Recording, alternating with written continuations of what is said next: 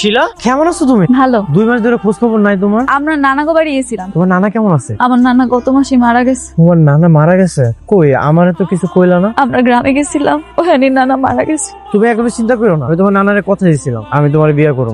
অসুবিধা নাই, আপনি তো আর সত্যি সত্যি বলেন নাই। কসম, আমি সত্যি সত্যি তোমার বিয়ে করব। আমি বিশ্বাস করি। তোমার বিশ্বাস হইতেছে না? চলো এখনই আমরা কাজে অফিসে, আমি তোমার বিয়ে করব। চলো। আপনি কি বলতেছেন? তোর সাথে মহিলাকে মহিলা না, একটা মাইয়া। মা, আমি তো তোমার অনুমতি ছাড়া একটা ভুল করে ফেলেছি। কি ভুল করছি? কইতে ভয় লাগতেছে। কোনো ভয় নাই, বল। আই মেয়ে, কে তুমি? এটা তো আমাকে লেবার হাজার আলী না আপনি। মা, আমি ওরে বিয়ে করে ফেলাইছি।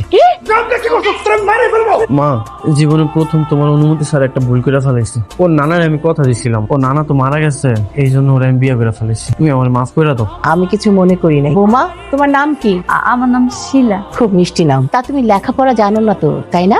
না, জানি তো, আমি ইন্টার পাস করছি। এখন কি হইব? আমাকে ভাবতে দে। আম্মা নিশ্চয়ই সংসারের সব দায়িত্ব আমার বুঝাই দেওয়ার জন্য ডাকছেন, তাই না? আমি এখনো ছোট মানুষ, আপনার দায়িত্ব আপনার কাছে আছে। সংসারের দায়িত্ব বোঝানোর জন্য ডাকি নাই। তাহলে কেন ডাকছেন?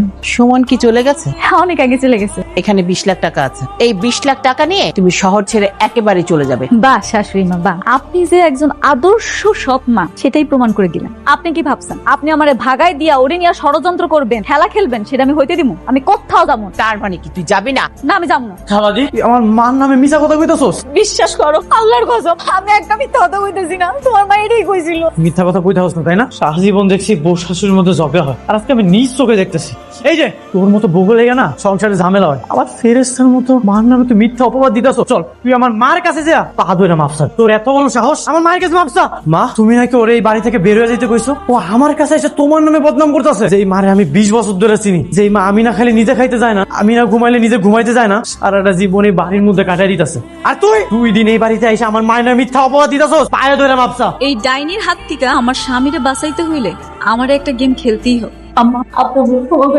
আমার সাথে লাগার পর সব ধর।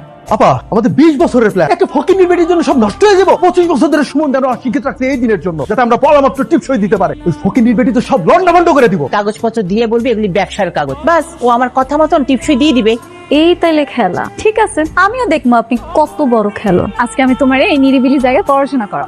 পড়াশোনা করে আমি কি করবো? আমি তো এমনি বড় লোক। তুমি যে বড় লোক এটা আমি ভালো মতো জানি, কিন্তু আমি চাই তুমি ঠিক মতো পড়াশোনাটা করো। অন্তত কোথায় কি লেখা আছে সেটা তো করতে পারো। তাই বলে এই জায়গায় চল একটা কাম করি, বাড়িতে যাই পড়বো। না না, ওইখানে যাওয়া যাবে না, ঝামেলা আছে। আমি তোমার পরে সব কমুনি। এখন আমি পড়বো, তুমি আমার সাথে সাথে পড়বা, ঠিক আছে?